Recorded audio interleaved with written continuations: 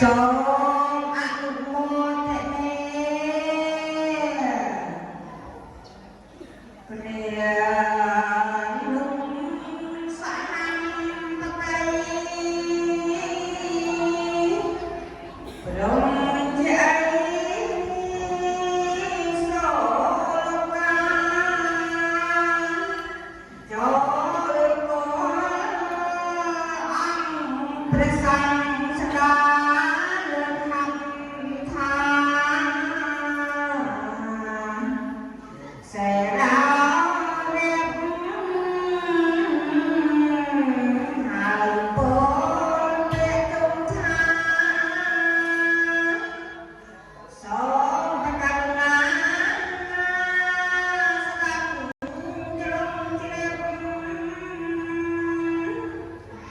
បាត់សាន់អង្គទុំទេពទុំពល